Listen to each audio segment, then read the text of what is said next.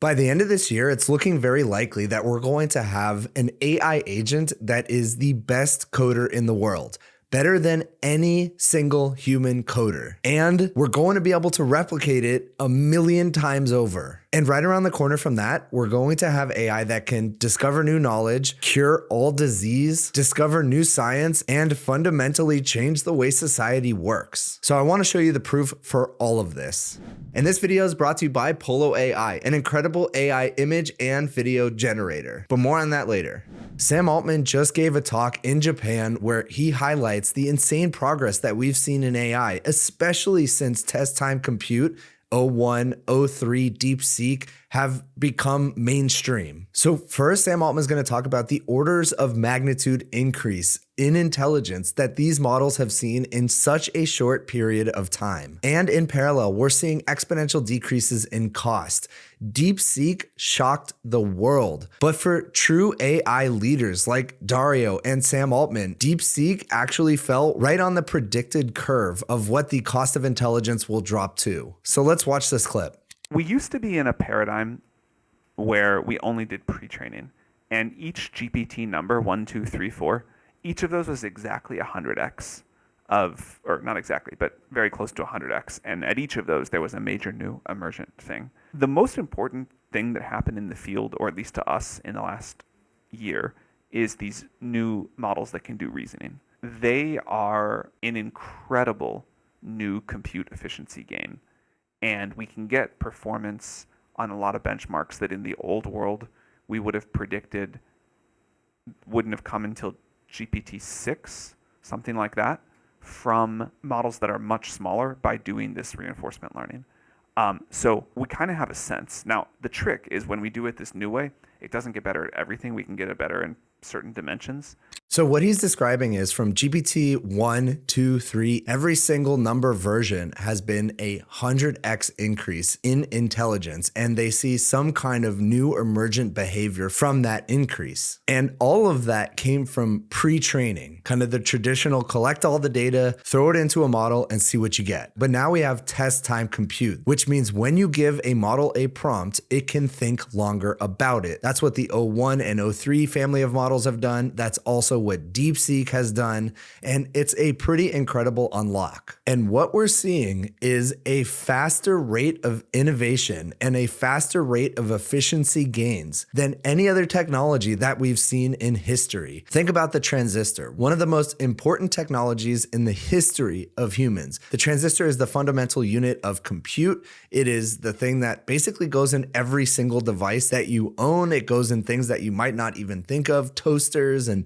refrigerators and everything. And there's this thing called Moore's Law, which was a prediction by someone named Gordon Moore, who is a co-founder of Intel. And it basically states that the number of transistors that can fit on a chip doubles every approximately 18 months. And that means that the computing power we have essentially doubles every 18 months. And a lot of people thought that Moore's Law was going to translate right into artificial intelligence, but it turns out AI is actually far exceeding Moore's Law. And I'm going to talk a little bit more about that later when we go over Sam Altman's blog post that he just dropped. Now, back to test time compute.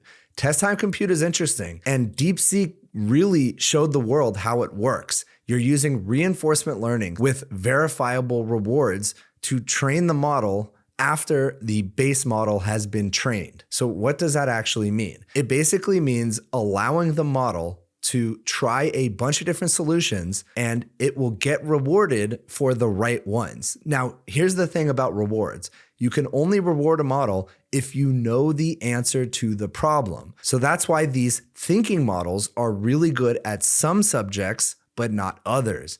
But the good thing is the subjects that they're good at are actually really important in the world. It's things like coding and math and science. And that's because there are provable solutions to problems that these models can train on. So 2 + 2 always equals 4. So that's the verifiable reward with math. If the model says 2 + 2 = 4, you can say, yes, that is correct.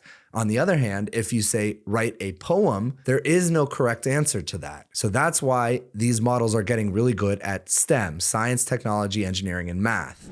Thanks to the sponsor of this segment, Polo AI. Polo AI is an AI video generation tool that allows you to use the most cutting edge open source models really easily to generate video that you want to see. Whether you need it for marketing, B-roll, or just having fun, Polo AI is perfect for it. It supports text to video, image to video, video to video, and consistent character generation. And they support a bunch of cutting edge video models including Kling, Runway, Luma, Vidu, Hailuo, and Pixverse. And you can generate video on all of them from a single API or through the UI for a single price too. They have over 40 AI video effects and templates, which allow you to create video and share it really easily. So simply choose your model right here, look at all these models they support, then type in your prompt, select your aspect ratio, select visibility, copy protection, and then create. They have a free version where you get obviously to try it out, and then they have paid versions in which you get many more credits, many more features, and you can create private video. So check out Polo AI, try it for free. I'll drop a link down below and let me know what you think. Thanks again to Polo AI for sponsoring this segment. Now back to the video. All right, next, Sam Altman is going to talk about kind of the very clear path to having AI that can discover new knowledge. And using all of the things that we've learned about pre-training, combined with our ability to scale up test time compute, is going to unlock incredible intelligence from these models. And there doesn't seem to be a limit in sight. Let's watch. But we can now, I think, more intelligently than before say that if we were able to pre-train a much bigger model and do this, where it would be. And the thing that I would expect based off of what we're seeing with a jump like that is the first bits or sort of signs of life on genuine new scientific knowledge. I don't know how many times I've shown this graph, but I keep coming back to it because it's so important. This is the graph of the intelligence explosion from the situational awareness paper by Leopold Aschenbrenner. And I'm going to say it again. What we see, automated AI research. As soon as AI can discover new knowledge and then apply those new discoveries to itself, we are in a self-improving loop. And that is when we're going to hit the intelligence explosion. And it really, truly feels like that is right around the corner. And seemingly the first superhuman thing that AI is going to be able to do is coding. Coding by the end of this year is going to be completely different. Sam predicts by the end of this year, OpenAI is going to have a model that is the #1 coder in the world, better than any single human coder. Now let's think back to AlphaGo. It's using essentially the same technique as AlphaGo did. You have this AI model with really no prior knowledge of how the game of Go worked. But through iterative self-play, it got better and better until it figured out techniques that humans didn't even discover, the famous move 37. So imagine we now have this AI that is the best coder in the world. We can replicate that hundreds, thousands, millions of times, and these coders are writing code 24 hours a day, and the only limitation is how much compute and energy we can throw at it. These agent coders are joining the workforce right now through projects like Devin, but it's not going to stop at coding. This is going to happen with all knowledge work. As AI gets better than any single human at any single category of knowledge work, they're going to flood the workforce, and all of a sudden, every single human is going to be insanely more productive because of the help of these AI agents in whatever field they're in. Let's watch this next clip. Let's say like O3, our very latest best model, that can program unbelievably well. And if people have already done it, it's not so good at going to like invent totally new algorithms, and or new physics or new biology. And that's the thing I think you'll get with the next 2 orders of magnitude. So he said it right there. Although their current models are not going to be able to discover new algorithms and new science, the next 100x is going to be able to do that. That is not far away, especially given we have a clear path on how to scale up to that with test time compute. It's really quite, the progress over the recent scale is quite amazing. Our very first reasoning model was like a top 1 millionth competitive programmer in the world. People thought that was very impressive. It's like, wow, an AI, it's, the millionth best people that do this. That's pretty good. We then had a model that got to like top 10,000. O3, which we talked about publicly in December, is the 175th best competitive programmer in the world. I think our internal benchmark is now around 50, and maybe we'll hit number one by the end of this year. That's like an amazing rate of scale for more compute in this new paradigm, and we don't see any signs of that stopping. All right, so he said it right there. They already internally have a top 50 programmer in the world. I can't really stress how crazy that is. Top 50 of the entire 8 billion people on this earth. Of course, not everybody can code, but of all the potential coders, it's top 50. And at the end of the year, it should be number one. And it makes sense. AI is already better than us at chess. It's already better than us at the game Go. What's the difference between that and coding? There really is no difference besides the set of rules. They are fundamentally the same in that it's a nearly unlimited decision space, but there are verifiable ways to say, yes, this is a win, or this is the correct solution, and no, this is wrong, or this is a losing decision. And just to continue on the point of how rapidly AI is progressing, Sam Altman is about to say, by the end of this year, we're going to have AI that can essentially do anything better than humans, just falling short of discovering new knowledge. And again, that's the end of 2025, this year. And maybe just in 2026, 1 year from now, we're going to have agents that can discover new knowledge. Let's watch. And overall, I hope that by, the end of this year, we have a model that you can use. If you have the Pro tier, you can turn the compute all the way up, and you can ask it a really hard question, not one that requires discovering new science, but most things short of that. And you kind of just get it to work. It may have to go off and think for a few hours. It may have to go use a bunch of tools, but it kind of just does it for you. So there it is. Incredible things to get excited about by the end of this year. Now, Sam Altman just dropped a blog post in which he kind of talks about some of the same stuff, but really makes some bold predictions about what agents and AI in general are going to be capable of very soon. So let's take a look. All right, so here's the blog post. It's called 3 Observations. And listen to this. Systems that start to point to AGI, and he adds a little star there, so he's going to define AGI, are coming into view.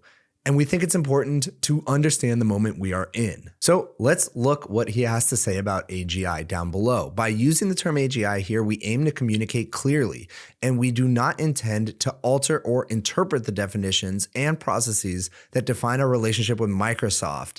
So good. Because remember, the original agreement with Microsoft was defined by the definition of AGI. As soon as they hit AGI, Microsoft could no longer get their research. We fully expect to be partnered with Microsoft for the long term. This footnote seems silly, but on the other hand, we know some journalists will try to get clicks by writing something silly, so here we are preempting the silliness. Okay, so basically he's saying, yes, we're going to say this is AGI, but no, it's not going to change our relationship with Microsoft. So he does talk about AGI and talks about the 2 ways to look at it. One, it's just another tool in our tool set. We humans have developed tools for as long as humans have been around, from the wheel to fire to the steam engine, the transistor, and so on. And he's saying, okay, maybe it's just another tool, but on the other hand, maybe it's not. In some sense, AGI is just another tool in this ever taller scaffolding of human progress we are building together. In another sense, it is the beginning of something for which it's hard not to say, this time it's different. And I kind of agree. This might be just another tool, but more likely it's the last tool. We might not need anything after this. AGI will be the definitive discovery of humans. Whatever you believe is the outcome from that, whether positive or negative, the fact that this is probably the final innovation that we as humans need to make is probably true. The economic growth in front of us looks astonishing, and we can now imagine a world where we cure all diseases, have much more time to enjoy with our families, and can fully realize our creative potential. So I want to take a second and pause here because it's kind of funny. Sam Altman oscillates between being the hypiest hype person ever about AI and then also saying, hey, the hype's a little bit out of control. Look at this tweet from January 20th. Twitter hype is out of control again. We are not going to deploy AGI next month, nor have we built it. Please chill and cut your expectations by 100x. And then just a few weeks later, he's talking about AGI coming right around the corner again. I mean, it's pretty funny. So now back to his blog post. In a decade, perhaps everyone on Earth will be capable of accomplishing more than the most impactful person can today. Now, he touches on 3 what he calls observations. Here they are. The intelligence of an AI model roughly equals the log of the resources used to train it and run it. Now, training, we kind of knew, pre-training. Run it is the inference, test time, compute, the thinking models. That's what he's talking about here. So what does he mean by that? These resources are chiefly training compute data and inference compute. It appears that you can spend arbitrary amounts of money and get continuous and predictable gains. The scaling laws that predict this are accurate over many orders of magnitude. Now remember, just a minute ago, I showed you that he said within 2 orders of magnitude, we're going to have AI that can discover new knowledge. At that point, we are at the intelligence explosion. And if the combination of pre-training and test time compute can get us to multiple orders of magnitude, that's the clear path that he has been talking about to AGI and beyond. Next, and this was illustrated by DeepSeek, the cost to use a given level of AI falls about 10x every 12 months, and lower prices lead to much more use. So remember, Moore's law. The number of transistors on a chip doubles every 18 months. Maybe Altman's law. The cost of using AI at any given intelligence level falls by 10x every 12 months. That far exceeds Moore's law here. You can see this in the token cost from GPT-4 in 2023 to GPT-4o in mid-2024, where the price per token dropped by about 150x. Moore's law changed the world at 2x every 18 months. This is unbelievably stronger. And third, the third observation, the socioeconomic value of linearly increasing intelligence is super exponential in nature. Now, that was a little bit of word salad, but let me try to explain what that means. Now, even as we get linearly increasing intelligence, even though it's much faster than that, linear just means a straight line, the actual value that comes from that intelligence is super exponential. Now, he goes on to talk a little bit about software engineering agents in this post, and he already covered it in that talk in Japan, but let's go over what he says in this post. Imagine a case where a software engineering agent, and they think it's going to be particularly important. Imagine that this agent will eventually be capable of doing most things a software engineer at a top company with a few years of experience could do for tasks up to a couple of days long. And he goes on to say, but imagine you have 1,000 of them or 1,000,000 of them. And it doesn't stop there. Imagine that. But now imagine it in every single field of knowledge. Again, the intelligence explosion. So AI may turn out to be like the transistor economically, a big scientific discovery that scales well and that seeps into almost every corner of the economy. And by the way, I highly recommend the book Chip War if you want to learn more about the birth of the transistor and really how it changed the world, both from obviously a technology perspective, but also a geopolitical perspective. Just a great book. So we don't think much about transistors or transistor companies, and the gains are widely distributed, but we expect our computers, TVs, cars, toys, and more to perform miracles. And it's just expected at this point. The future will be coming at us in a way that is impossible to ignore. And the long-term changes to our society and economy will be huge. And it is coming. People's jobs, people's lives are going to change dramatically. There's going to be a lot of friction in the coming years, definitely. But I think just like previous technologies, we're going to adjust as humans to this new normal. So an example is, for a long time, something like 95% of all humans worked on farms. They needed to grow their food. But at a certain point, as farms became more mechanized and automated, I think only now single-digit percentage of all humans work on farms. And what happened to all those other people? Are they just forever out of work? Well, no. They figured out other things to do. For example, my job, talking into a camera. If I needed to work on the farm all day, I would not be able to do this. And there's a million other jobs just like it. We're going to discover new things to do with our time, new ways to be creative. And of course, I tend to be very optimistic about the future, but I do truly believe this. And the thing that I'm most excited about is scientific progress. The notion that cancer might be cured, all diseases might be cured, is something that is so exciting to to me. And he talks about that. He says, although some industries will change very little, scientific progress will likely be much faster than it is today. The price of many goods will eventually fall dramatically. But he does say on the flip side, which I hadn't thought about, the price of luxury goods and a few inherently limited resources like land may rise even more dramatically. Now, there are some problems we need to solve, and I've covered this in a previous video. The balance of power between labor and capital is going to matter much more than it does today. And he says it could easily get messed up, and this may require early intervention. And so I covered this previously, and what I said is that right now, capital has to pay labor to do work, and that labor can choose to do it or not do it, thus giving them a good amount of power. However, if AI and robots are able to do everything humans can do, but better, and they don't turn you down. They don't say, I need a break. They don't say, well, this other company gave me a better offer. I'm going to go work for them. Rather, whoever has the capital is going to be able to purchase labor infinitely. And yeah, that is going to change the balance of power between capital and labor. So there's a lot of things to think about, a lot of exciting things, obviously some unsolved problems in the very near future coming, but I'm personally very excited about all of it. And thanks again once more to Polo AI for sponsoring this video. If you enjoyed this video, please consider giving a like and subscribe, and I'll see you in the next one.